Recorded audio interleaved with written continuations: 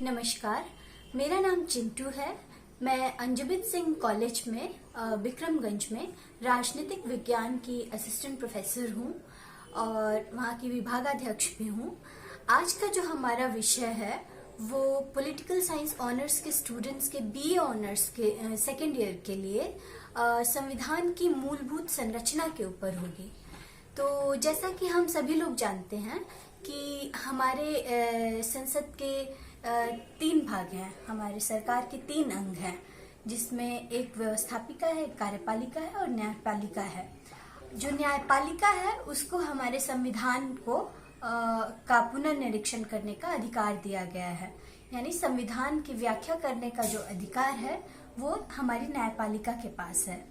लेकिन संवैधानिक रूप से कोई भी सरकार के किसी भी अंग को इतनी ज्यादा शक्ति नहीं दी गई कि वो किसी भी दूसरे अंग को ओवर पावर करे या फिर वो किसी भी तरह से निरंकुश बन जाए, यानी कि एक चेक एंड बैलेंस, यानी कि एक नियंत्रण करने की जो है एक संविधान में स्थिति पैदा की गई है, ताकि कोई भी अंग जो है किसी के ऊपर भारी ना पड़ सके।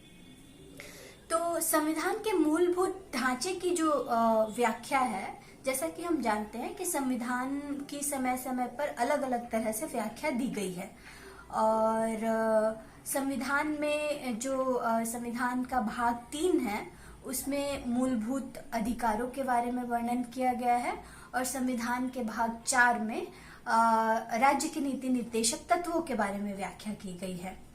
तो विशेष जो बात समझने वाली है वो ये है कि संविधान की मूलभूत जो अधिकार है और मूलभूत तत्व हैं, उन दोनों में ही एक कॉन्ट्रडिक्शन की स्थिति एक खास विषय को लेकर रही और वो खास विषय रहा जो मूलभूत अधिकार है, संपत्ति का मूलभूत अधिकार, जो कि हमारे कॉन्स्टिट्यूशन का आर्टिकल 31 है, उसको लेकर विशेष तौर पे एक विवाद की स्थिति रही।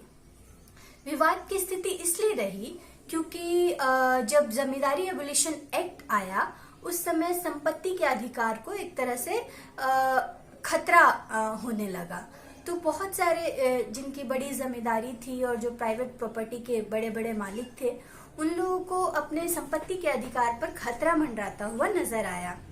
और जैसा कि हम जानते हैं कि हमारे संविधान की मूलभूत माने संरचना में जो बेसिक जो हमारे संविधान की भावना है उसमें है कि पूरे समाज का सर्वांगीण विकास करना, और राज्य के नीति निर्देशक तत्वों में उसी की मुख्य तौर पर व्याख्या की गई है कि समाज के जो वल्नरेबल तबके हैं, चाहे वो महिलाएं हैं, चाहे वो छोटे बच्चे हैं, चाहे मजदूर हैं, चाहे गरीब हैं, पिछड़े हैं, उनका सर्वांगीण विकास कैसे किया जाए और उनको समाज के मुख्य धारा में कैसे ले आया जाए, शैक्षणिक रूप से, सामाजिक रूप से, आर्थिक रूप से, इसके लिए कल्याणकारी राज्य की व्याख्या की गई है। और नीति निर्देशक तत्व इसीलिए बनाए गए हैं ताकि पूरे समाज का सर्वांगीण विकास किया जा सके।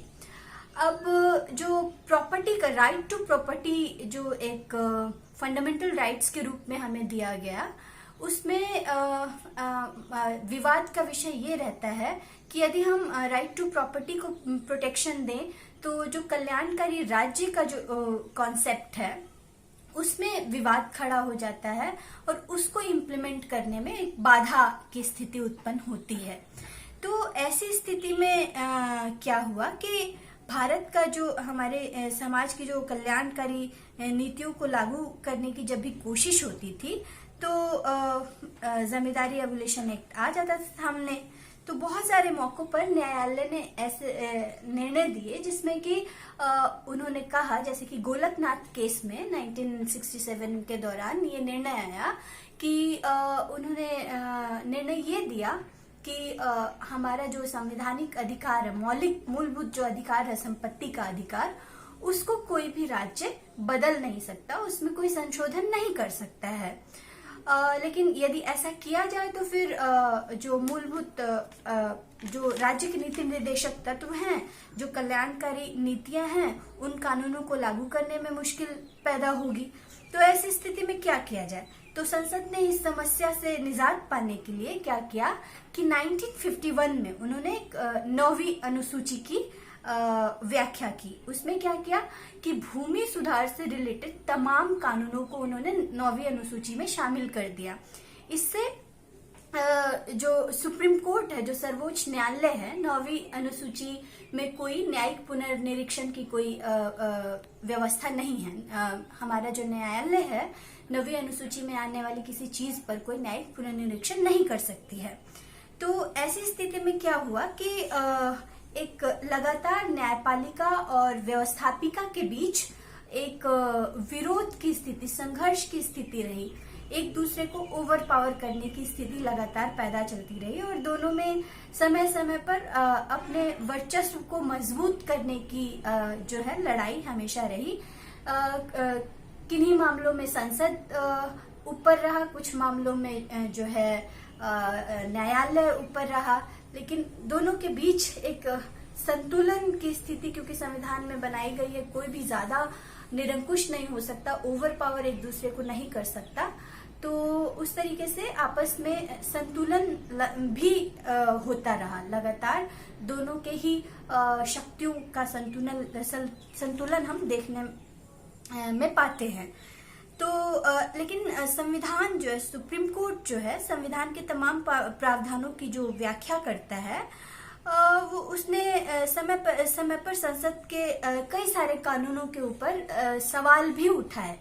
उन्होंने खास तौर पे जो विवाद का विषय रहा वो संविधान का आर्टिकल 368 रहा, जिसके अंतर्गत संविधान को सुधार करने, संवैधानिक संशोधन का प्रावधान किया गया है। उसके अंतर्गत जो संसद है संविधान में संशोधन कर सकती है। लेकिन 1971 का जो केशवानंद भारती केस आया, इस मुकदमे में एक बहुत ही बड़ा निर्णायक फैसला लिया गया।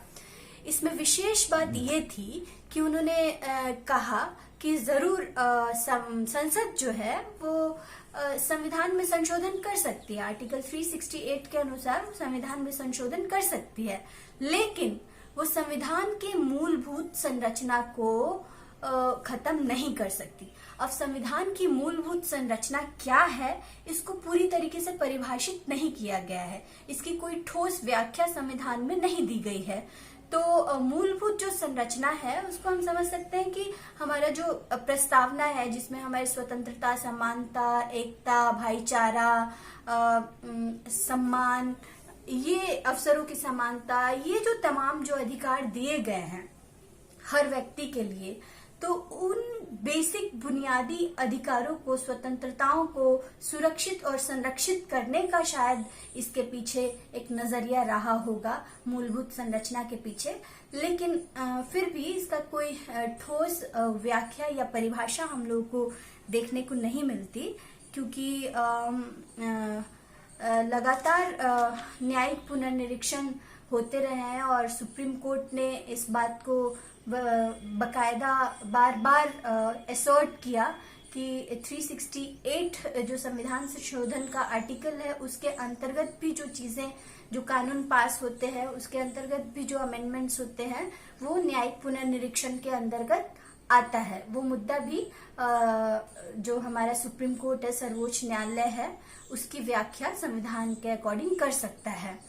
तो संविधान के मूलभूत संरचना का डिबेट मुख्य तौर पर यही रहा। बाकी के रिलेटेड इससे संविधान के हिस्से हैं, हम उसको अगले लेक्चर में शामिल करेंगे। इसी के साथ आज का जो इशू है, आज का जो विषय है, उस पर विराम देते हैं। नमस्कार।